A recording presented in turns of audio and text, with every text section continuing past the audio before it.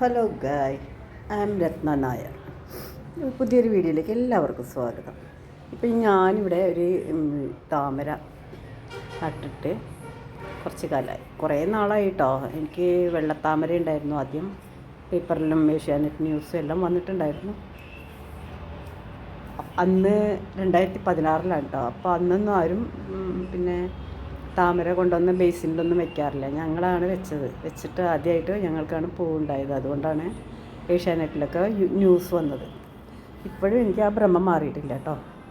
അപ്പോൾ ഞാനൊരു താമരയുടെ വിത്ത് കൊണ്ടുവന്ന് ഇട്ടിട്ടുക പൂവുണ്ടായി. കുറേ ദിവസമായി ഞാനിങ്ങനെ നോക്കിയിരിക്കുകയായിരുന്നു. വിടരുന്നതും നോക്കി കണ്ണ് കഴിച്ചു. അപ്പം ഇന്നും ശരിക്കും വിടർന്നിട്ടില്ല, എന്നാലും ഒരു വിധമൊക്കെ വിരിഞ്ഞിട്ടുണ്ട്. നാളത്തേക്കാണ് ഫുള്ള് വിരിയുക.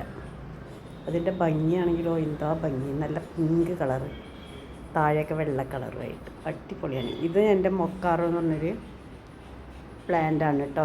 ഓർക്കിഡ് വർഗ്ഗത്തിൽപ്പെട്ടതാണ്. സ്പൈഡർ എന്നാണ് അതിൻ്റെ പേര്. സ്പൈഡറിൻ്റെ മാതിരി തന്നെ അതിൻ്റെ പൂവുണ്ടാവുക.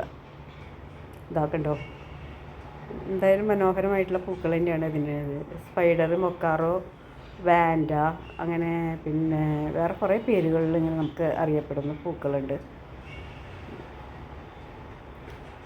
അപ്പോൾ ഞാൻ നിങ്ങളെ ഒന്ന് കാണിച്ചു എന്ന് മാത്രമേ ഉള്ളൂ. പൂക്കൾ ഇഷ്ടപ്പെടുന്നവർക്കൊക്കെ എന്തായാലും ഇഷ്ടാവുമല്ലോ. ഇത് ആദ്യം ഇടാൻ മറന്നുപോയി.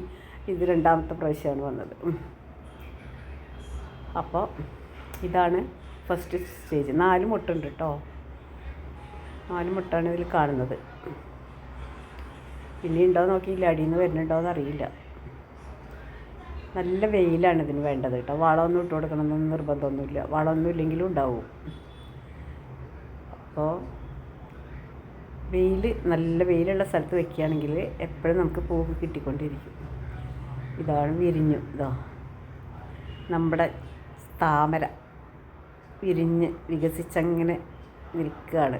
ഒരു മൊട്ടും കൂടി ആയിട്ടില്ല. ഇനി കുറച്ച് ദിവസം പിടിക്കും അത് വിരിഞ്ഞ് വരാനായിട്ട്.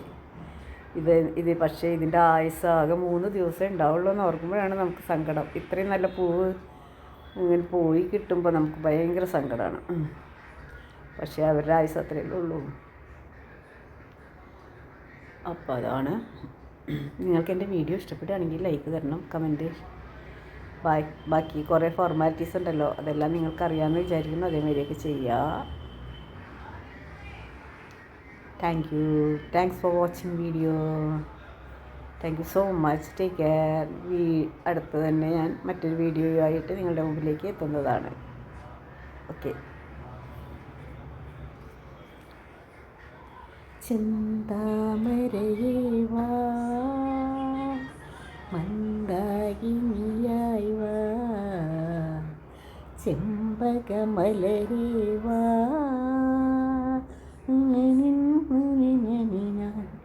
ഓ ചെന്താമരയേ വാ.